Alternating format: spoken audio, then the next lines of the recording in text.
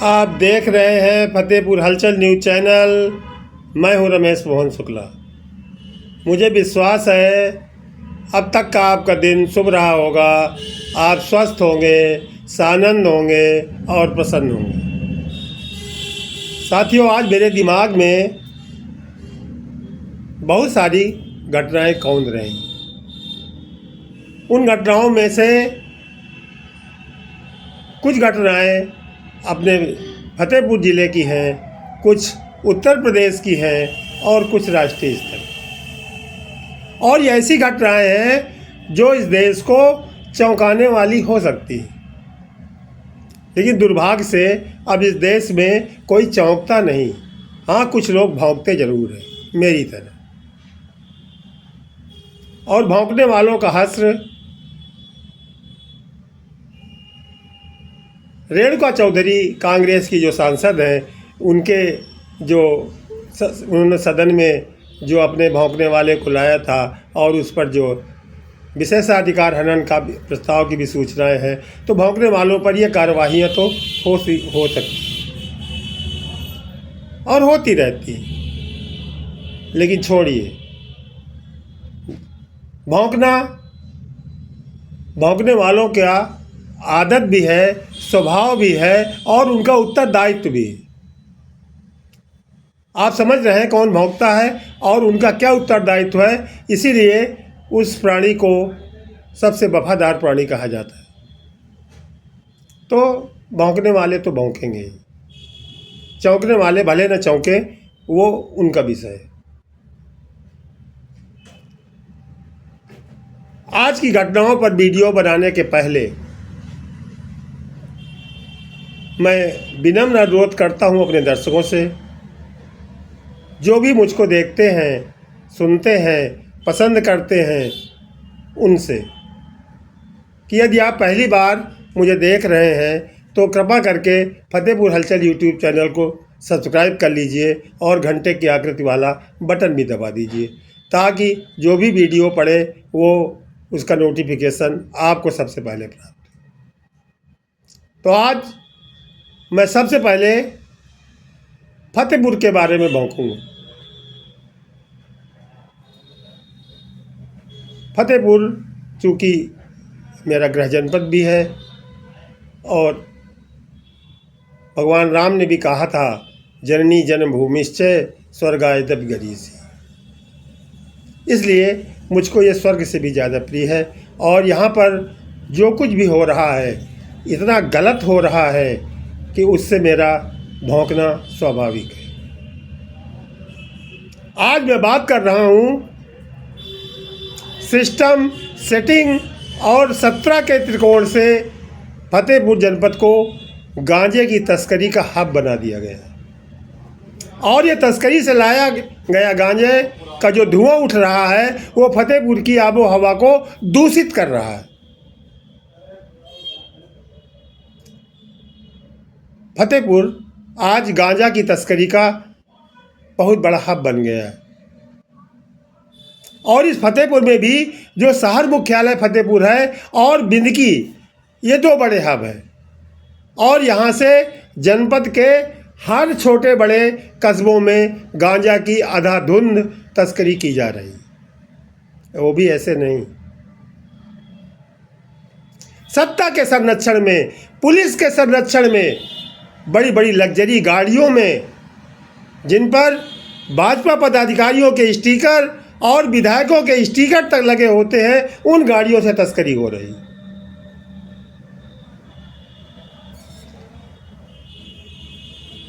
फतेहपुर में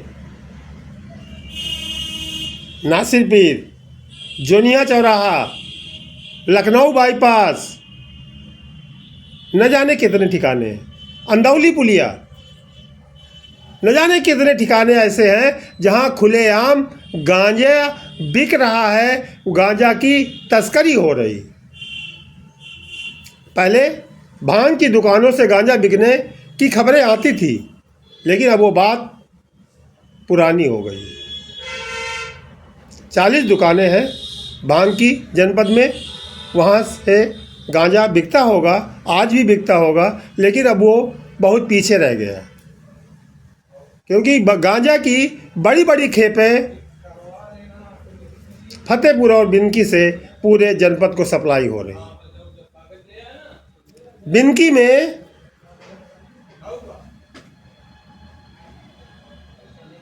जहानपुर स्थित छोटी काली के मंदिर के पास एक दिल्ली का परिवार रहता है जो भारी मात्रा में गांजा और चरस की तस्करी फतेहपुर के हर छोटे बड़े शहर में करता है।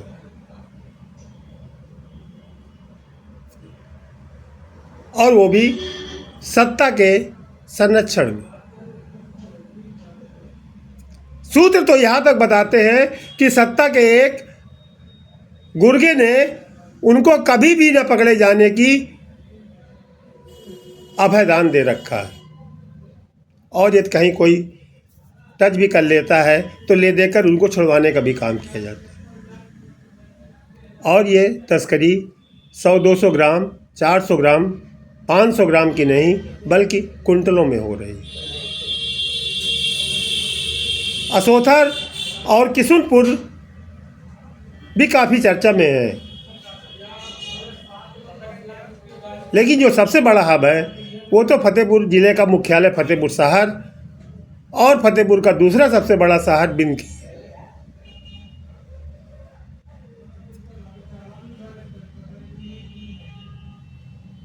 अब इतनी बड़ी गांजे की तस्करी इतनी बड़ी मात्रा में हो रही है और उसकी भनक फतेहपुर के पुलिस प्रशासन को न हो, स्थानीय पुलिस प्रशासन को न हो, स्थानीय जनप्रतिनिधियों को न हो, यह मुश्किल नहीं असंभव है।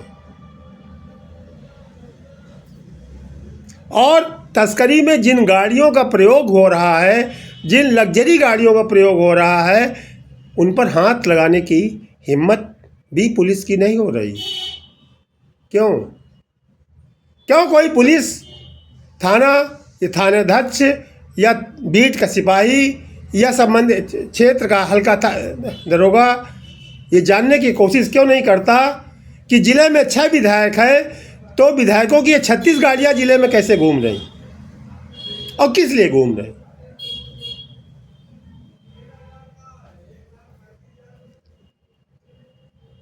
मामला बहुत महत्वपूर्ण है और ये गांजा फतेहपुर ज़िले के नौजवानों को, छोटे छोटे बच्चों को अपनी गिरफ्त में लेता चला जा रहा है। और कोई भी जिम्मेदार प्रशासन, जिम्मेदार राजनीतिज्ञ, जिम्मेदार जनप्रतिनिधि इसको रोकने का कोई प्रयास करता हुआ नहीं दिखाई पड़ रहा है।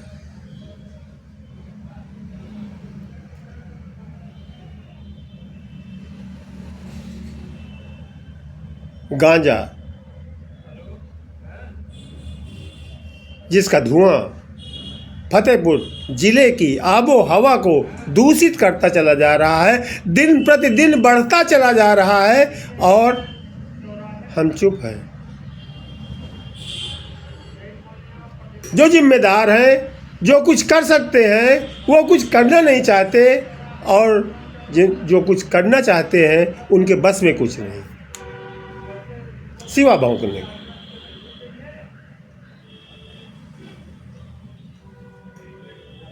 मेरा फतेहपुर ज़िले के